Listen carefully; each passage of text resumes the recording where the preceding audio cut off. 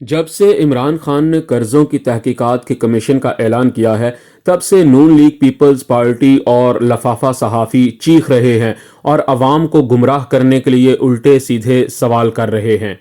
अस्सलाम वालेकुम दोस्तों, आपसे गुजारिश है कि मेरा चैनल आशूर व्यूज सब्सक्राइब करें और बेल आइकॉन को ज़रूर क्लिक करें ताकि तमाम वीडियोज़ आपको बर वक्त मिलती रहें।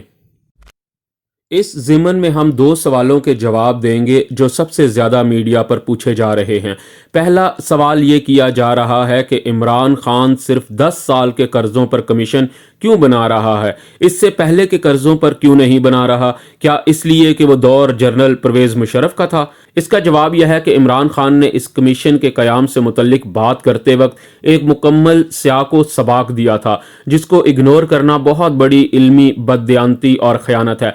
वज़ीर आज़म इमरान खान ने कहा था कि पाकिस्तान के क़याम से लेकर आज तक का कर्जा 30,000 अरब रुपए से तजावुज़ कर चुका है, जिसमें से सिर्फ पिछले 10 साल के अंदर नून लीग और पीपल्स पार्टी ने जो कर्जे लिए वो 24,000 अरब रुपए के थे, जबकि 1947 से लेकर 2008 तक के कर्जे महज 6,000 अरब रुपए के थे।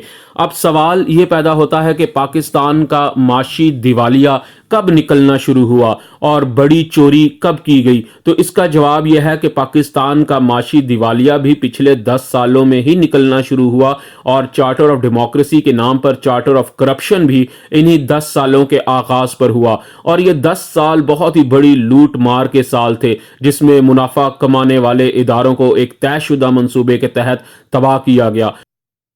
और इसकी सबसे बड़ी मिसाल स्टील मिल है। इस जैसे बड़े इदारे तबाह करके बंद कर दिए गए और पीआईए का भयानक अंजाम भी सबके सामने है।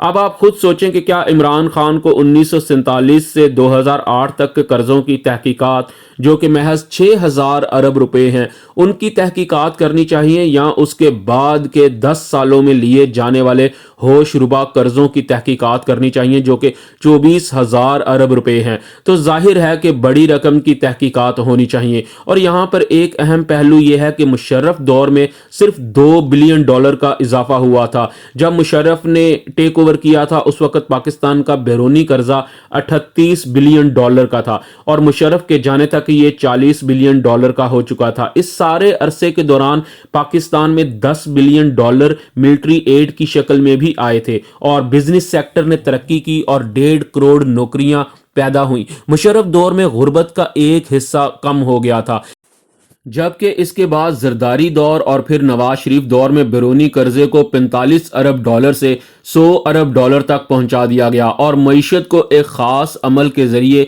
एक सोचे समझे मंसूबे और एजेंडे के तहत तबाह किया गया। तो अब सवाल ये पैदा होता है कि अकली तकाजा क्या है? क्या हम शुरू के 60 सालों के महज 6,000 रुपए कर्जों की तहकीकात करें या सिर्फ पिछले 10 सालों के 24,000 अरब रुपयों के कर्जों की तहकीकात करें?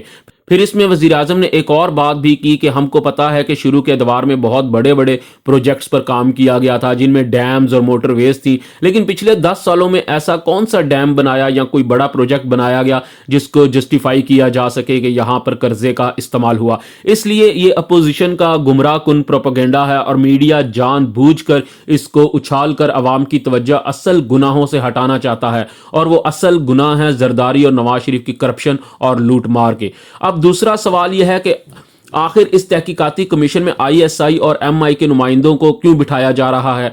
तो इसका जवाब बहुत आसान है कि आप देखें, माजी में भी ऐसे तहकीकाती कमीशनों में मिलिट्री और आईएसआई के नुमाइंदे बैठते रहे हैं। जो पानामा की जेआईटी बनी थी उसमें भी आईएसआई और मिलिट्री इंटेलिजेंस के लोग मौजूद थे, और अभी रिसेंटली जो जेआईटी आसिफ जरदारी की मनी लॉन्ड्रिंग पर बनी है उसमें भी खुफिया इदारों के नुमाइंदे मौजूद हैं।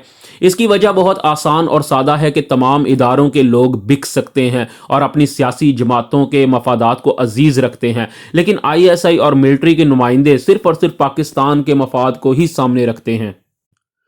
और नैब जैसे इदारे में तो इतनी सख्त है ही नहीं कि इनके खिलाफ तहकीकात कर सके। नैब की हालत हम सबके सामने है, इसलिए जानबूझकर आईएसआई और मिलिट्री इंटेलिजेंस पर तनकीद करके मीडिया एंकर्स सिर्फ अपने आकाओं को खुश कर रहे हैं और कुछ नहीं। वरना सब जानते हैं कि ये लोग कमीशन का हिस्सा होंगे तो पाकिस्तानी अवाम को इत्मीनान होगा कि यहाँ कोई डील नहीं होगी। और माजी में नवाज शरीफ खुद आईएसआई के नुमाइंदों को कमीशनों का हिस्सा बना चुका है और उसका मुतालबा भी कर चुका है, तो फिर अब एतराज कैसा, सवाए इसके के कि आप इस कमीशन को मतनाज़ा बनाना चाहते हैं, वरना सीधी सी बात है कि अगर आपने चोरी नहीं की या लूट मार नहीं की तो फिर आपको डर किस बात का है? आपको आखिर एतराज़ ही क्या है कि इसमें खुफिया एजेंसियों के नुमाइंदे हों या ना हों? जब आप साफ हैं तो फिर हों भी सही तो क्या मसला है?